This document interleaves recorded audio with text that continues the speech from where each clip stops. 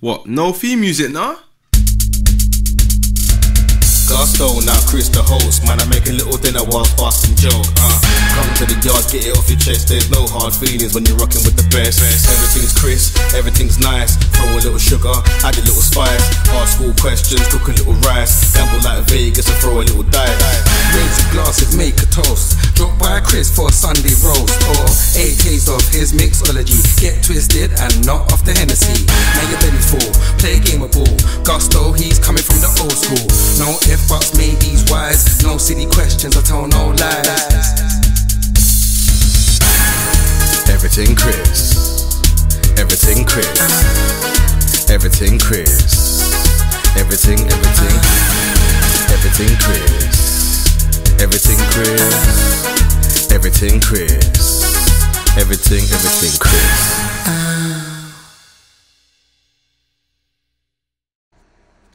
Big Dogg Ballin Nate. Oh. Oh, there we go. All right. Yeah, finally got there. We got there. I don't know what it was. It just all of a sudden clicked on. So You've been out, man. It's all right, man. We still got there in the end, people. We're here, people. we've had loads of problems with internet around this way today. Been trying to get it sorted out, but I'm on my data now, so it should be okay. What's your location? Colchester, Essex. Yes, Essex, man, in the building. How you doing anyway, man? Good, thanks. Yeah, all good now. I've got this. How you been dealing with the quarantine? Okay, I went. Been going back to my day job. Started yesterday. A couple of half days yesterday and today. So it wasn't too bad, but I had 9 weeks off, which actually, to be fair, helped with a lot of the big dog stuff because I had a lot of time to connect with people and, you know, like Rebound and Always Balling, obviously yourself, Gary Maitland, obviously speaking to later on. And a few others, you know, and it's been really good to talk to them guys. You know, Ashley Hamilton, obviously you had on your show a couple of weeks ago, a week ago. He's been really good and been speaking to him, all to do with you know, Instagram posts and things like that. It's been really useful. It's been really good. Yeah. I think Ashley's been really great. I liked his I'm liking his content that he's sharing. And it's helped me a lot. I've learned a lot really from him and what he's been doing and what he's been putting up and just speaking to him, you know. It's been really good as well. He lets you see things, helps you to see things from a different perspective. So it's just like with doing your bio and with this messaging people, and you know, it helps you see things from a different perspective. Everyone can tell you what to do. It's all about how you send a message. I think how we sending messages is helping us a lot, helping me a lot anyway. Yeah, he's helped me. I mean, massively. He probably doesn't know, but he's helped me out massively. You know, with some of the content we're putting up. You know, getting others involved more than anything has been the main thing. You know, because I think people can be so fixated on their brand and their product and what they're doing that they miss out on, you know, what other people are trying to do. And actually, if you help other people, they're going to help you. You know, especially with advertisements and things, you know, and getting I learned that from him.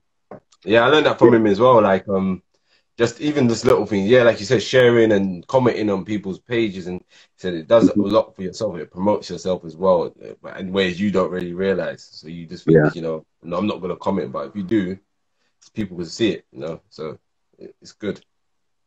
Yeah, it's good. Big up, Rebound. Oh, yes, Rebound. All right. So where's it you grew up then? Is it Colchester you grew up then? Yeah, grew up Essex, Colchester.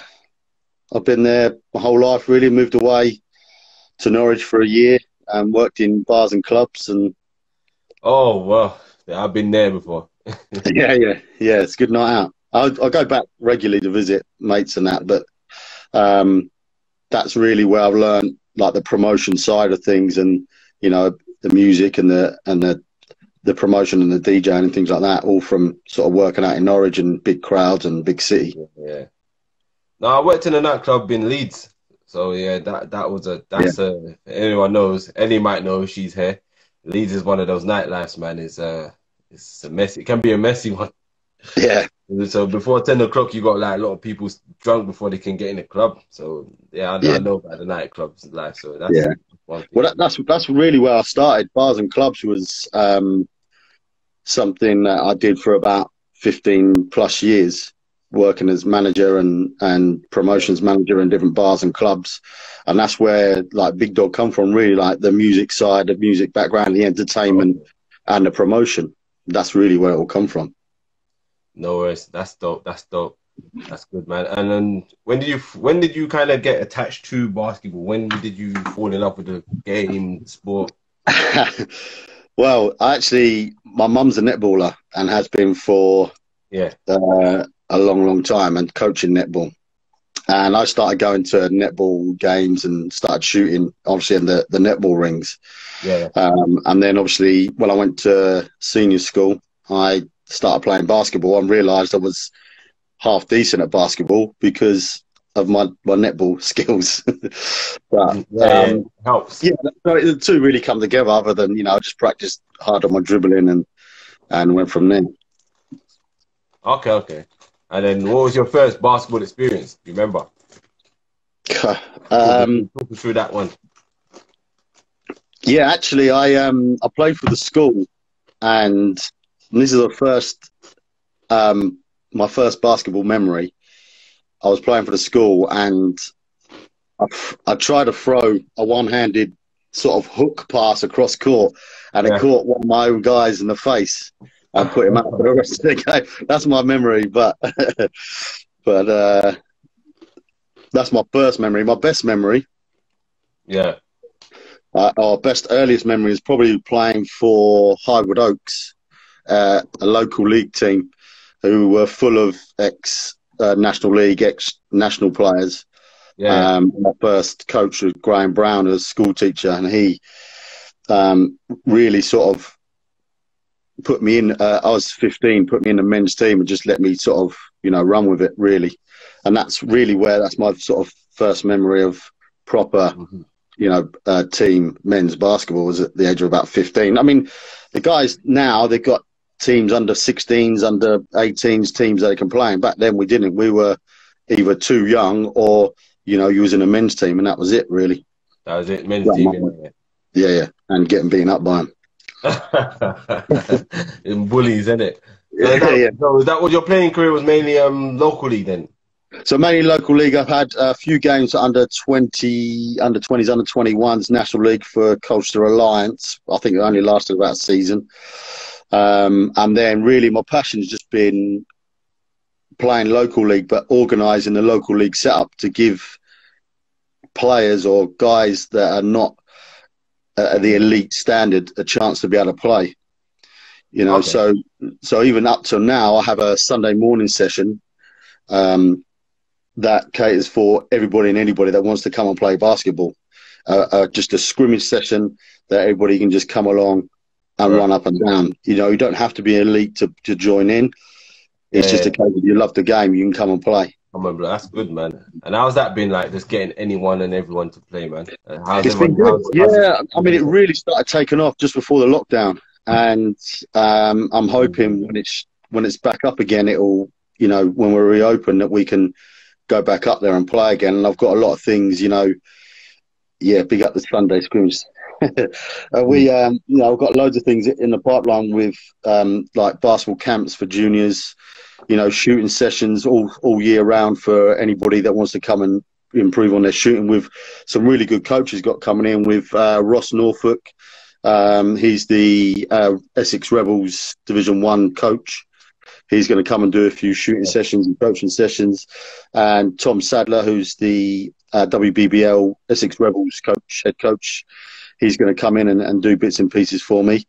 And obviously I'll hopefully do a few myself, but I think it's good to get people with that experience in to help out, like the youngsters when they do the camps, and anybody that wants to improve basketball.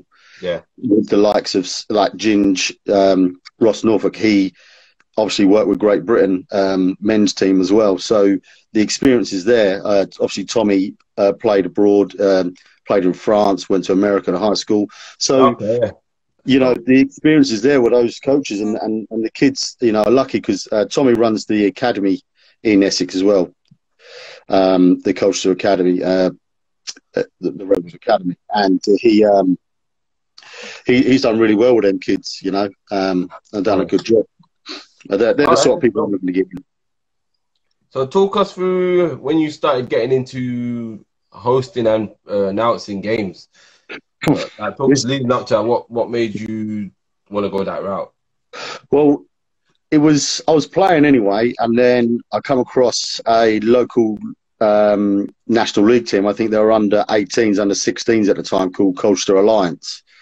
Yeah. It was probably one of the first junior National League setups in Colchester. There was a successful men's team throughout the 70s and 80s, but one of the first National League junior setups was Colchester Alliance, run by Mark Lloyd, who also is involved with the Great Britain setup and some of the teams as team manager. And he run it, and they were just playing games, and I turned up and saw they had, you know, no music or no real hype about it, you know, so I volunteered and said that, you know, I'll come and do some music. And it was just literally an amp with a couple of old speakers and the wires hooked up, and no one could touch it because they were going to get electrocuted from it, you know.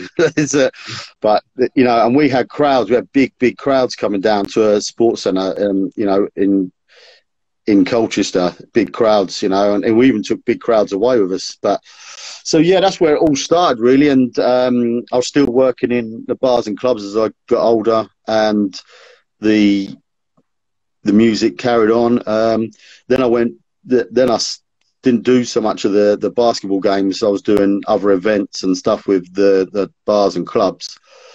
And then about 3 years ago, I spoke to Mark Lloyd again, who was running the Essex Uni team, and I went and started up there just off my phone, just did bits and pieces off my phone and a speaker. And then that really just every year since then, a year later, Big Dog got formed. I got a name and got the business up and running. And from then it went on to obviously the WBBL Essex Rebels team that I do, the men's, which is now men's Division 1, men's Division 3, Essex Rebels,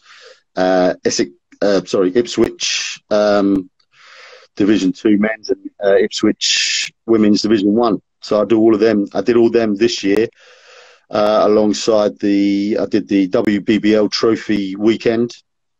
Did the one with the Newcastle versus Kestrel, Solent, and also the Riders versus Durham.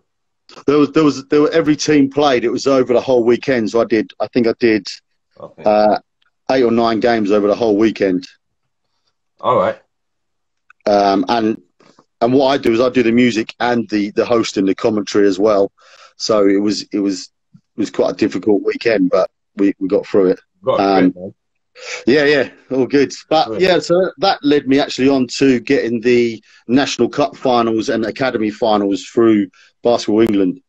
They were there that day, and then they asked me to go and do their cup finals and Academy finals, which was whoops. Getting bored now. Things all falling over, my stuff all falling over. Yeah, go on. Yeah, so the from the trophy weekend, you know, and showing I've got the National Cup final, like I said, and the Academy finals, and I was talking to, because I worked with Tahir Hajat in the cup finals and that, and he was going off doing like he does. He works for doing bits for Sky Sports. He's the host and that at Leicester Football Club. He does all of them bits and pieces, and he gets a lot of obviously hosting work with basketball, and was doing the up in Sheffield the Great Britain wheelchair tournament or games, and I got invited to do that as well. Oh, that's dope. So you've been around a lot of places then, as well as. Yeah, unfortunately, I didn't get to do the Sheffield one with the wheelchair team because of Corona, but that would have been great. That would have been something else I would have loved to go and do. Corona did kind of put a spanner work on everyone's kind of plans really. My plan this year was to go to as many teams as possible and just try and talk and network and tell them what we're planning to do. But that was unfortunate. So I was going to prepare myself for next season, but you know. Are you still going to come and do if the season gets up and running this year, you're going to come and do a few interviews at the games I'm doing? Oh, you need it. Oh, I'll come down there, man. We'll talk about that, man. You know, when so I get, you know what I mean, the more the better, isn't it? More content, the better. That's it. Definitely. It's all about uplifting the sport, especially in women's sport, especially women's basketball. And I was having this conversation with someone else today about it. I feel like they need a lot more attention as well as English basketball on a whole. And it's hard for them in this country that they're not. It's hard enough that women are not getting enough attention, and on top of it, in a country where basketball's not respected as much, it's even harder for them. So it's definitely something I would definitely love to push women's basketball. I think at the end of the day, with women's basketball, we just got to appreciate women for who they are. They're not Russell Westbrooks. They're not Russell Westbrooks. They're not James Hardens. They're not the LeBron Jameses. They're women. They're structured different. So we have to accept the fact that these women can play basketball. They know the sport. They play it different from every day. So we appreciate them for that. Yeah, I've been obviously to a few games at Essex Uni for the Rebels, and seen some really, really good games. And it's, you know, we won the Game Day Entertainment Award for National League this year, and we do the same thing for the WBBL games. And it's really, really good day out for everybody to come along, you know, and watch just obviously the game, the halftime entertainment, you know, the music and everything that's going on in one day. It's not just the basketball game, you know. They make a real big show of it up in Essex, you know. I think what sounds like what you're doing there sounds great, like, because I think that's something as well as missing at games. Not just about, you know, turning up to the games. It's not just about, you know, getting the fans in the game. You need to make the fans feel special. So give them something great to see. Like, got to present it well. Where did that all come from? Like, presenting the game well, entertaining the crowd. You know what I mean? Even these little things. You might change the color of the black top of the floor, or confetti hair or blowing hair in there. What's that? Yeah. Where's that inspiration come from? So I set out, I think it was a couple of years ago when they did the Academy Finals and Cup Finals again up at Essex Uni, because obviously the court up there, they spent £12 million on a brand new arena up there. And obviously it's only a couple of years old. So the England basketball using that for Cup Finals. And last year I sat and watched Tahir do the game, and I just sat there with him and just try to learn as much as possible from what he does as a professional to bring the hype, you know, what he brings just on the microphone. And then DJ Wait, the stuff he was playing and the way he got the crowd hype, I was trying to get, you know, the good parts from both of them guys and bring it into me and Big Dog. And that's really what I try to do. I mean, it's not just me, obviously, working away up at the uni, up at Essex Uni. There's, you know, like Stan, the guy there, he's worked really hard to get the halftime entertainment on point, and some of the games and stuff, you know, he's done really well. And I think the ideas from it is obviously watching the NBA and see what they do and try and do it as much as we can at that level. And I think if we keep pushing, it will be around there. You know, we've got the Essex Flames, which are the cheerleaders. They do halftime dances. You know, we've got halftime shootout competitions for the kids that turn up. So it's trying to involve everybody, you know, and I think that's the key as well. Get everybody engaged, and you know, some of the girls and the guys that play, they're going off to schools and coaching and trying to engage them to come and watch the game, you know, and turn them. That's yeah, definitely. That's it. That's exactly it, man. I think you got to get fans involved in a way that make them feel like they're part of the game. So I feel like in this country, they just that's a good idea. Kiss Cam. That's a good idea. Oh yeah, sorry. So Tux, he's my media manager for Big Dog. Yeah. And actually, he's just doing that to remind me probably that at Essex they have I think it was about £80,000 worth of big screen built, and they have a camera that goes round the crowd, and they do the kiss cam and dance kind of thing. Things like that is good. It gets the crowd involved, man. Yeah, thanks, Dux. Yeah. The angle I'm coming at as well is just like more, again, I want you to get to know the players. So when I'm interviewing, it's not just me interviewing them. It could be anything, like just me interacting more and then showing that content of what that player's like off the court and then on the court as well as they are on the court. So there's a lot more to it as well. So when I do the like player intros, I try and give them some sort of nickname that's to do with their personality as well, so the crowd get to know them. Yeah, that does help as well. So because if you connect that with off court stuff, you know what I mean. You're doing more than that. So when they go into the game, they already know who they are. So like what the NBA does, like you said, a lot of them do that. Like they do a lot of interaction stuff. So when the inspiration came from me, like I've said, is Craig Sager, and I also started watching some old stuff of his. Remember Ahmad Rashad? Yeah. Ahmad, like I was watching his stuff, and I was like, this is exactly what we need, because watch how he's so interactive with the players. He's like, he makes you feel like you know who they are as well. Yeah, and he was good. He was fun as well with it. He's fun with it as well. Like there's one way he's got to do little things in it, like play one-on-one with the players sometimes. Well, obviously, we know he's not going to dunk and Shaq, but I mean, and that's good. I think the players also need a responsibility with getting people in. You know, they need a connection with the crowd, so people want to go and watch them play. You know, I know teams and clubs that try so hard just to advertise there's a game on, but the crowd, people are more likely to go and watch their friends or who they think are their friends go and play than just a team or a team name.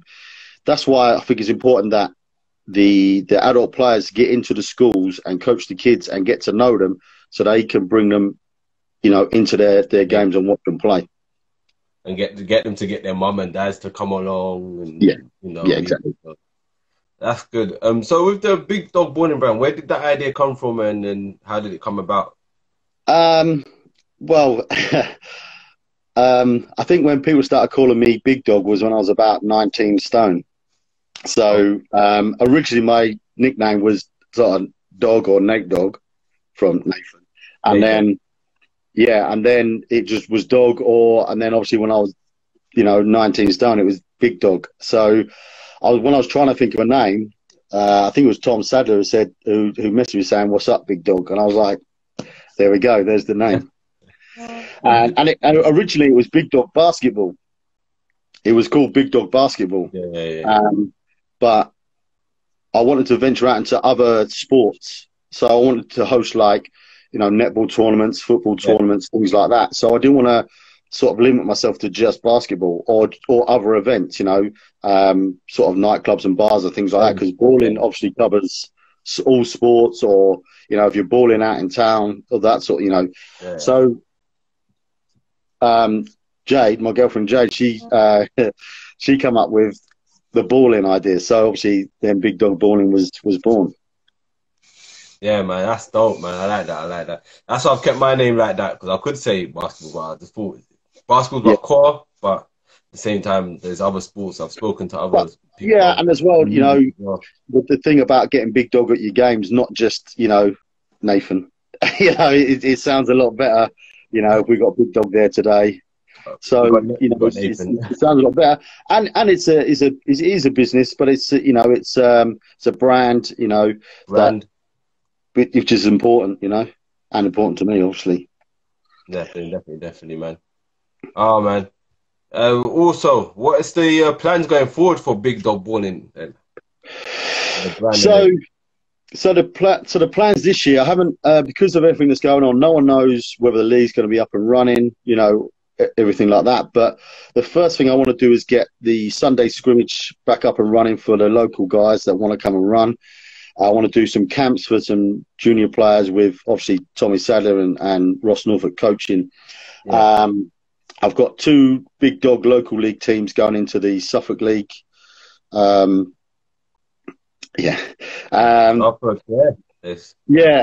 obviously I missed out on the reunion day, which I have once a year. That was meant to be at the end of August, but all events have been cancelled by the sports centre that I'm doing it at.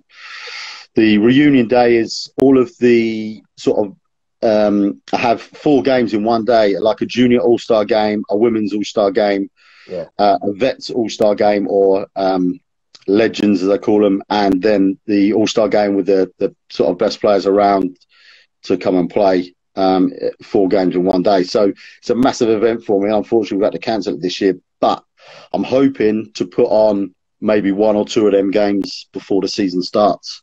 Oh yeah. So what's been the toughest challenges then with you faced with this brand? What are the toughest challenges, and what's like the ultimate goal for it?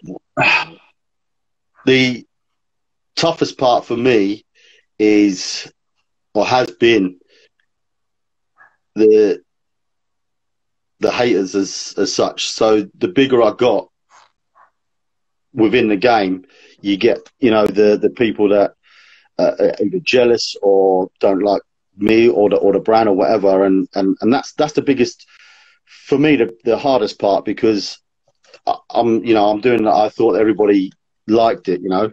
So seeing and people make comments on something that you think is doing well, you know, I just, you know, I spoke to a few people about it, and, you know, they've just said it's, you know, it's jealousy and things like that. But it does, you know, sort of get you down when you think that there's your brand, and you know, you worked your ass off to get to where you are. And some people might be like laughing, you know, because they're professional basketball players or whatever. But I think it's very important as well to have that team behind the team. And, you know, with your coaches and, you know, your promotion staff and, you know, your DJs and people like that are there each weekend. And when you work that hard to get, you know, a decent name, and then someone, you know, makes a video about you, you know, then it's sort of, yeah. But, you know, it's I just see it as, you know, the bigger I got, the, you know, they just didn't like the fact I was getting bigger. And that was it. So they probably would be happy if you was in the same position they were in then. Because I've noticed people that are successful or doing so great, they don't have time to be hating on other people. So yeah. So yeah, they probably weren't in that position you was in. It's mad. All right, so moving forward then, what's the ultimate goal for this brand? Well, I mean, I was really, I mean, when I think about it, it's sort of, I've been to the O2 playoff, you know, BBL and WBBL. I've been there as a spectator and watch, and that's something, you know, I'd like to, you know, either work alongside to here or, but at the end of the, you know, that really is, I'll keep striving to get bigger and better, definitely. But the O2 playoff finals would be the one for me where, you know, I mean, don't get me wrong, the Basketball England National Cup final, the WBBL, you know, trophy weekend, they're all really good for me for what I, you know, for where I've started, considering it's only, you know, I'm only been going like 2 years, and to get there in my second year, you know, I'm really happy. But to get the O2 for the playoff, WBBL, BBL playoff would be amazing. It can come, man. It can get there, man. I believe that, man. Definitely. Yeah. Well, I'll keep pushing. Okay. I'll keep pushing. Exactly. Yeah. So one of my questions I always ask everyone on this, give us your take and your views on British basketball in this country and BBL and WBBL. What's your view? Things that you think are working and things that you think they need to work on. Okay. BBL, I don't think is out there enough. I don't think it's out there enough. If you're into basketball, you see it, but I don't think it's out there enough to encourage other people that may be on the fence or that just don't know about it. I don't think it's out there enough, and I think BBL, that, you know, they're doing their thing with their promotions, but I think everybody else needs to do it, you know. And I think that really that, I mean, for WBBL, I mean, I've been to a couple of away games, and, you know, there's no music, you know, the court's not set up. And I just think this is, I mean, I went one year to a game and they were playing looked like a school hall with no visual score clock, or scoreboard, and they had to shout out the score so that the 3 or 4 spectators were there could know the score. And this is a professional game, a league as well. And this is what I was trying to say. Like, that if you're trying to improve, you know, the spectators or the profile of the women's game, they're the sort of things that need to be squashed.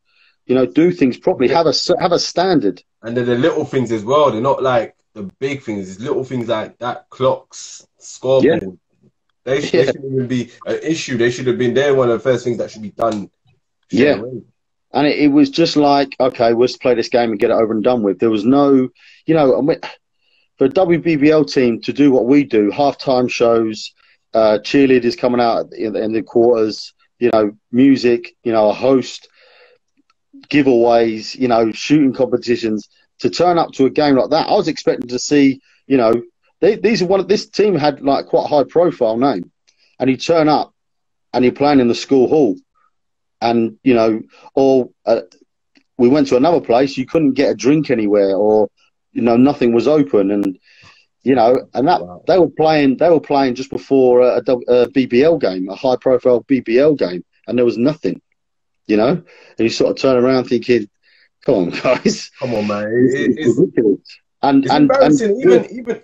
Even as a fan, that's embarrassing. Like, just as a fan, not even just as an owner. Like, you think as a fan, you think like, well, this is professional league, and I can't find nowhere to get some food, or there's no concession stand, there's no man, at least one person with a hot dog stand or something, like nothing. Yeah, I mean, and that's what I think annoys me, and I can't see how it didn't annoy the players of the home team. You know, I think it just didn't matter to them anymore, and I think that's when it becomes sad, because if you're not that bothered about your home games, you know, if you don't get hyped and, you know, ready for your home games, then what games can you get hyped for? I don't know if they maybe, I don't know if I went there, but they might have been bothered at once, but they probably just thought to themselves, you know what?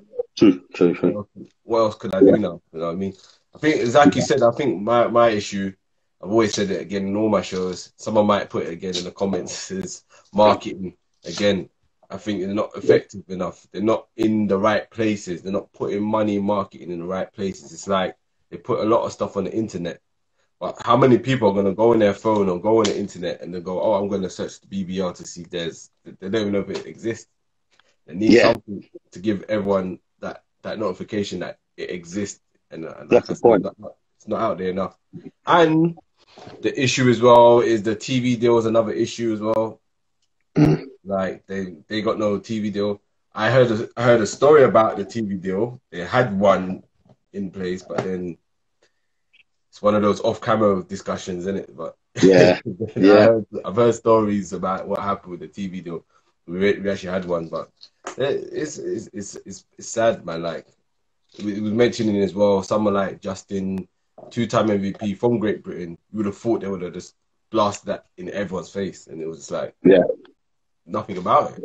Yeah, no, it's sad. I don't think the teams do it enough, and I think the supporters need to do it, and the players need to get on the advertising. You know, advertise your home games at least. Advertise, exactly. But then I always ask them, why is it what's not motivating them to advertise the players? Because it's like, most of them get paid that little check and then none. There should be something, like endorsements, a sponsor, something to give players more. Like that's the whole reason we came to see the players. Like, give them something more. Yeah, I mean, like when I've done the games up at Ipswich, you know, their players are always on it, you know, advertising their home games, and they get a decent crowd up there, to be fair to them. They make a lot of noise.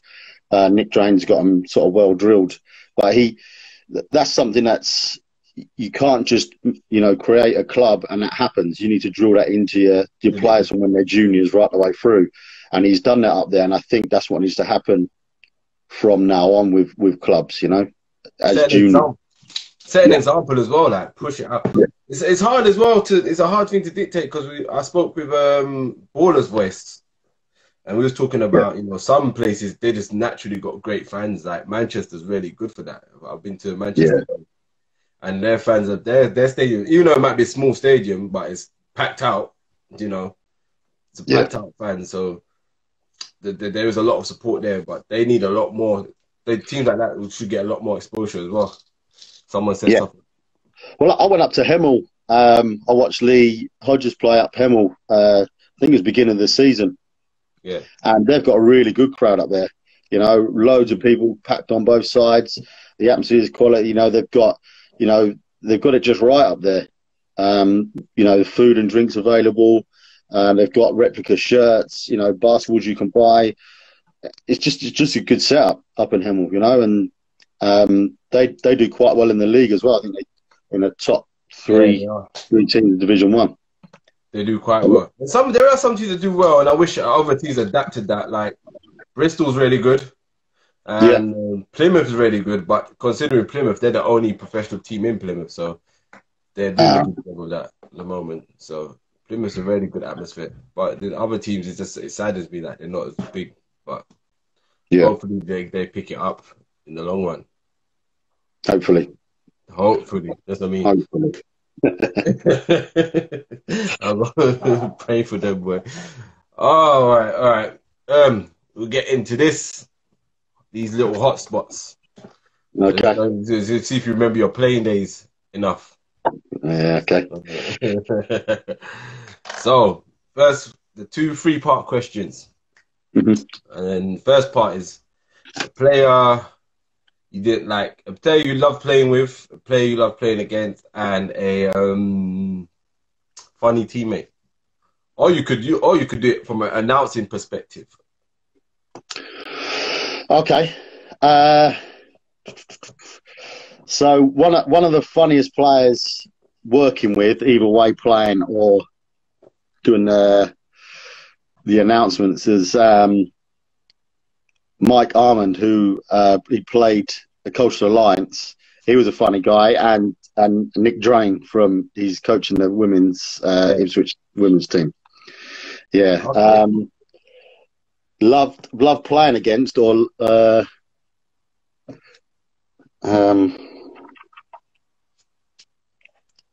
the other one? Playing with. Okay. Well, actually, playing with was a guy called Simon Taylor, who, in the junior days, I think he was one of the top scorers in the junior league. And I played local league with him. And he was like, I think he learned to shoot from watching Larry Bird. And he could shoot over the top of anybody. But yeah, I think he scored about 60 points in one junior National League game. Playing against... I like to play against, I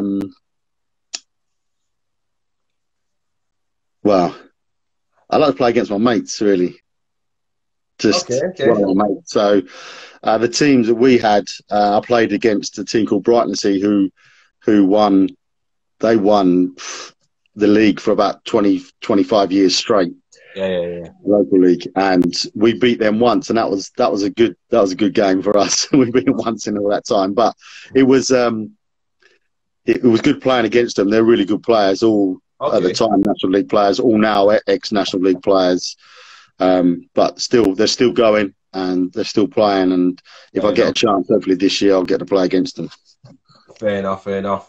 And a funny teammate or a funny person you like to work with? The funniest one I worked with is Nick Drain. He's a funny boy, yeah. Or that player, which player? Where does he play for? He's coaching now in Ipswich.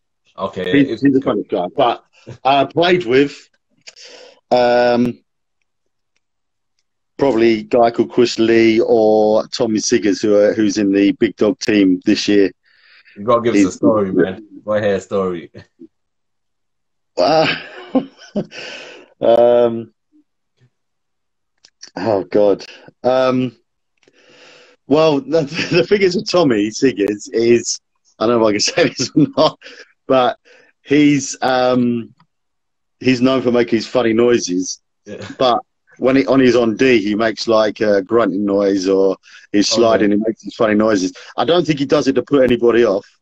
One of his natural things. Just something that comes out of his mouth, and he's always touching himself. Yeah, Oh, and it gets picked up by everybody. They're just okay, that's enough. But he's a funny guy, you know. that's Yeah, all. yeah, Coach Mac. Yeah, Shaky's up there, but the other guys just take it for me. They went to the next set of hotspots. Yeah, Player. So I said player you like, a player you didn't like playing with. So not necessarily someone you didn't like. Might just not. They could be your best friend, but you might not like playing with them. yeah. A player you didn't like playing against, and a funny opponent. Again, you could do it from an announcing perspective as well. Okay, played it like playing against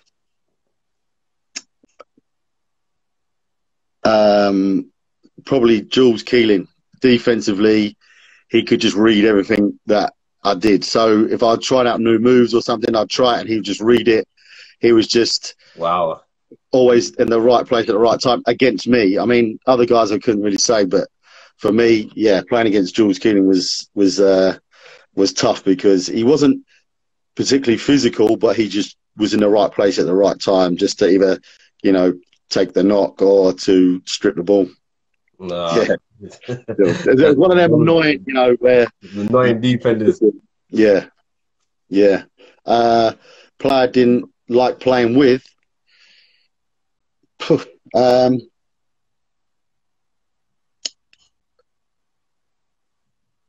Damn. Probably Simon Taylor again, the best player I played with, because you knew if you were passing the ball to him, you weren't getting it back. Black hole. Yeah, The black yeah, hole. yeah. But you know, sometimes you'd be screaming for it, and he put up this crazy shot with 3 or 4 people around him, and you shout at him, and then the next thing that would go in, and you just say, "Okay, damn, I hate that." Right, it's gone in. It's gone Yeah, in. yeah. But he's also one of my good friends as well, so I can say that. And that was the last one. Funny opponent. Funny opponent, Colin Dockrell. He played. I think he's playing for Chelmsford, or has played for Chelmsford this year, Division 3. Yeah. And he played for Ipswich when they were in Division 1. Just, I can't tell you what it is. It's just something about him. He's just a funny, just his dry sense of humour. Oh, Just yeah, funny yeah. guy. Yeah, yeah. That So dry humor. yeah, yeah. Oh my gosh, man. All right, people, while we're in here, has anyone got any more questions for Big Dog himself? And Big Dog, do you have any questions for myself while we're still in here? Still got plenty of time. Okay. Oh, damn, you got no. I can hear the no. notepad in the back. And yeah, oh yeah, Yeah, I can hear. Yeah. yeah. No, I was just going to see if anybody else was going to ask any questions, but I can ask away one day before they ask, I suppose. Yeah. Where did you start playing? Where did I start playing? Yeah. First place I ever played was Crystal Palace. I was around 10 years old. Wait, tell her that. I was about 8 to 10 years old. About 8 years old. Started playing at Crystal Palace. And then my brother dragged me there. So my brother played basketball professionally as well. But when he was younger, he was trying to get me to go. And these times when I was a kid, I really had no interest in basketball. Again, it wasn't in my face. All I knew about was football and what was football big man? Football, cricket, rugby. So the usual suspects in this country. So I knew nothing about basketball, not a thing. And then my brother dragged me down to basketball in Crystal Palace after 3 weeks of fighting my mum to take me to training because my mum wouldn't allow me to go. I don't know why she didn't. She forbidden me to go. I don't know why to this day. I'd never understood why she never wanted me to go, but I went anyway.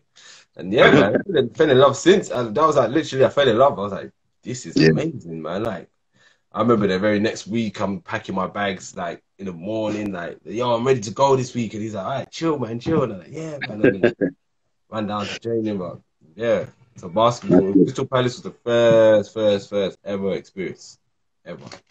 Oh, that's good. Yeah, I've been there a few times. What questions have we? Oh, yeah. What was the question? Who are both of your biggest inspirations? Yeah. Well, when I first started watching, I played before I really watched any basketball. And my older brother got me into it. But obviously into actual basketball and playing. But obviously my mum with the netball, she got me running up and down, you know, with a netball and got me going. So got to say my mum. And when I actually started watching like the NBA, it was Magic Johnson. Okay. He's for me was, you know, I love watching him play, and that's why I wear the number 32 as well, Magic Johnson. Definitely a bad dude, man. That was a bad dude, boy. Oof. If you imagine him in today's game, I don't think he'd be a point guard in today's game. I reckon he'd be a center, but Yeah, he would have them assist. He'd be like a better version of Nikola Jokic, but yeah, definitely. Yeah, I love the guy. I like, you know, and I think, you know, that Showtime as well, the Showtime Lakers, you know, and that's sort of where I suppose Big Dog as well comes from, like the put the show on and, you know, let's make a show of everything, you know, and that's really where sort of the inspiration of the Showtime of the basketball and Big Dog and that all come together, really. that's dope, man. That's dope. I like that.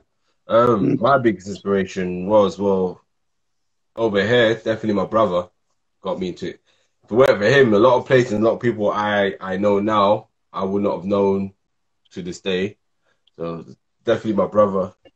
In terms of that's in terms of playing, by the way. So my brother, and also in the NBA was Kobe. I think when I was that young, and I saw someone at that age, 17, getting brought into the league, that was like, this can really happen. Like, and Yeah. not that he was 17. He went in the league believing that he could play with anybody. So that confidence was something else, man.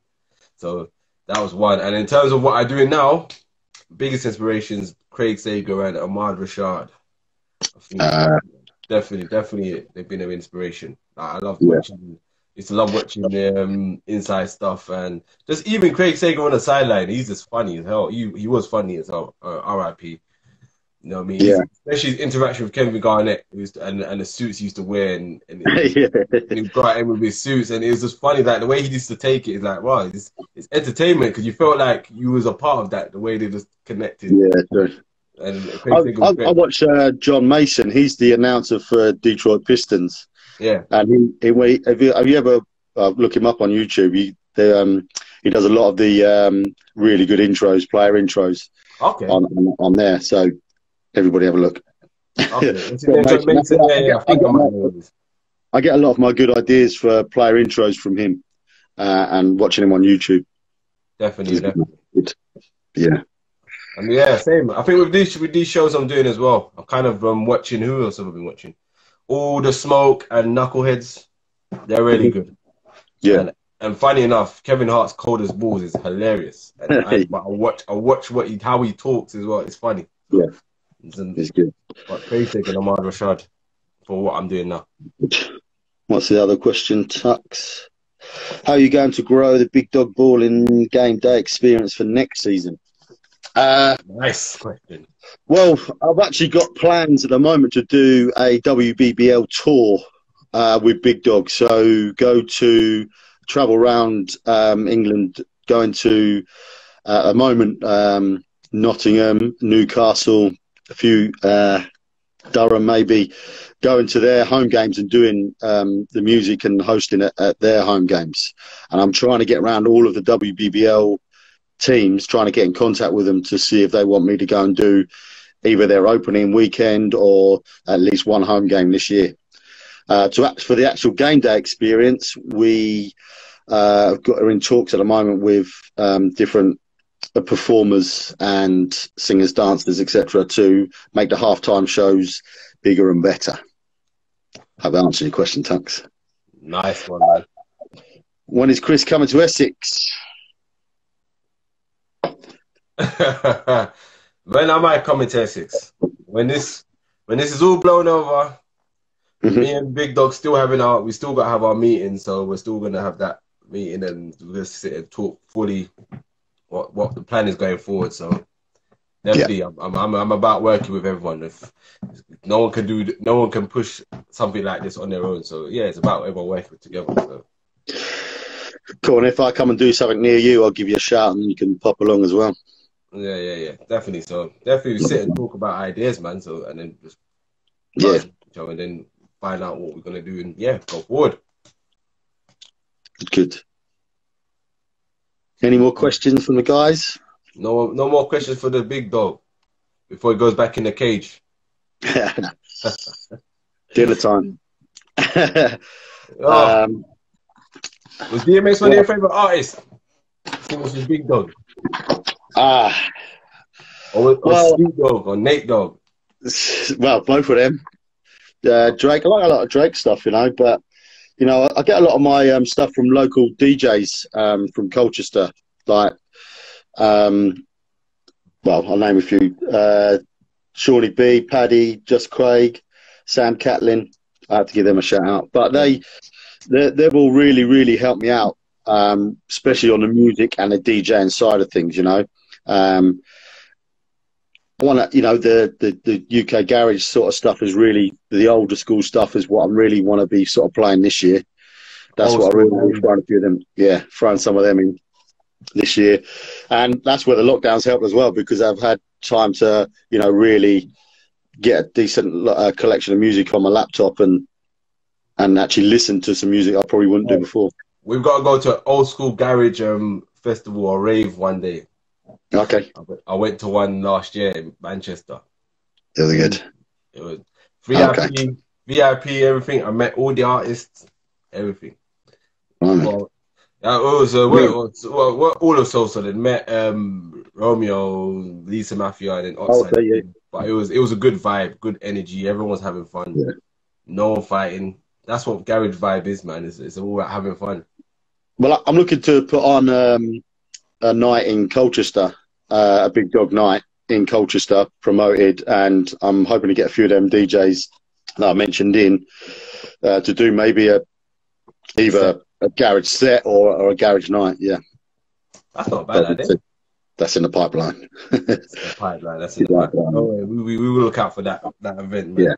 Yeah. Any performers there as well? Sorry? Any performers? At the basketball games? No, at the event, you reckon? Possibly. No. Possibly. Yeah. That's good. I need some contact. I need to get some contacts. Definitely, man. Sounds like an idea. I might get Andrew. Have you spoke to Andrew Wilding to do his and Laszlo to do, or maybe even Taron as well to do their tricks, their basketball tricks. You haven't spoke to any of them for have you? Taron, yeah, I know. What's his name? Taron. Yeah. Laszlo and Andrew Wilding. I know him. I know of him. I've never spoke to him. Some of their videos and that. They put up videos all the time. So Andrew Wilder, I think it's the Trickstar is Laszlo and Taron Algar. They all do put up videos on here of all the tricks and that they do. They travel around the world doing it. They're amazing, really good. That's the aim, to get one of them either into one of the basketball halftime shows or even my events in town. That's not bad, man. That sounds like a good idea, man. Definitely, man. Definitely. Oh, man. All right. Big Dog. Been nice, man. Been a pleasure finding you spoke, but you know, we got other things planned, so you know. Yeah, and I'll tune in after my dinner with you got Gary Maitland coming up next, right? Yeah. So I remember him from way back. So when he had the cane roll. So I'm gonna bring that up to him. Say, where's the cane roll?